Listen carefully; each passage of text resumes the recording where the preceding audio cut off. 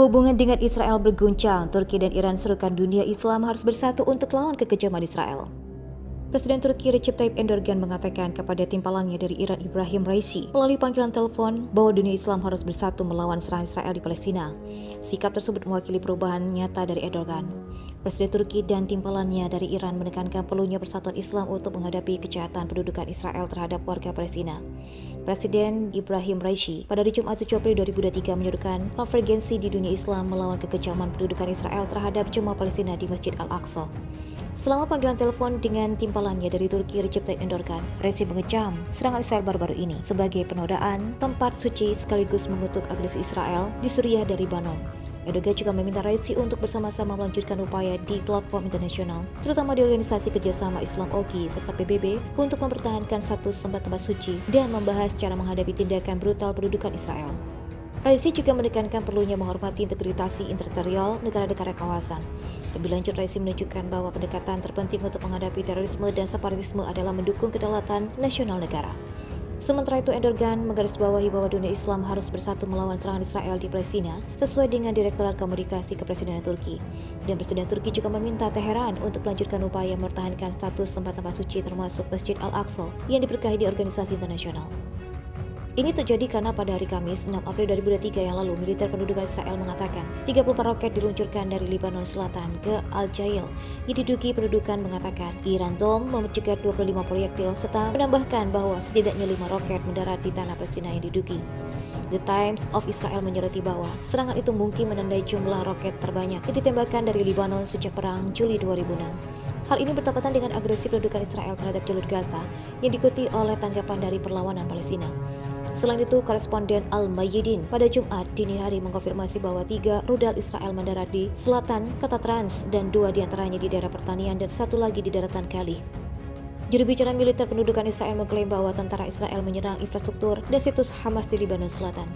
Sebelumnya, juru bicara Kementerian Luar Negeri Iran Nasir Ramadi mengecam keras agresi Israel di Lebanon dan jalur Gaza. Kanani menekankan bahwa serangan tersebut merupakan kelanjutan dan penodaan Masjid Al-Aqsa dan kekejaman Israel terhadap jemaah Palestina yang ditempatkan di masjid tersebut. Diplomat Iran lebih lanjut menambahkan bahwa serangan ini dipandang sebagai pelanggaran terhadap kedaulatan dan integritas teritorial Lebanon, serta pelanggaran mencolok terhadap prinsip-prinsip hukum internasional dan hak asasi manusia terhadap bangsa Palestina yang tertindas. Di tempat lain, dia mendesak komunitas internasional dan organisasi internasional terkait dengan merespon dengan cara yang efektif dan pencegahan. Cendekiawan Muslim Mauritania serukan lawan Israel dengan segala cara. Kelompok cendekiawan Muslim Mauritania terkemuka telah mengeluarkan pernyataan yang sangat mengecam serangan Israel terhadap jemaah di Masjid Al-Aqsa di Yerusalem selama bulan suci Ramadan. Mereka mengecam solusi tidak masuk akal untuk mengakhiri pendudukan Israel. Bagi cendekiawan Muslim Mauritania, perjuangan agama disebut dengan jihad itu adalah satu-satunya solusi. Jihad yang dimaksud adalah yang dapat melibatkan berbagai bentuk tindakan termasuk dukungan ekonomi bagi rakyat Palestina, advokasi dan berbicara menentang pelanggaran Israel. Mereka juga menuduh komunitas internasional terlibat dalam pelanggaran Israel terhadap Palestina dan juga mengutuk upaya beberapa negara untuk menormalisasi hubungan dengan Israel. Pasukan Israel dan kelompok pemukim telah melakukan serangan rutin di komplek Masjid Al-Aqsa di Yerusalem. Masjid ini dianggap sebagai situs tersuci ketiga Islam.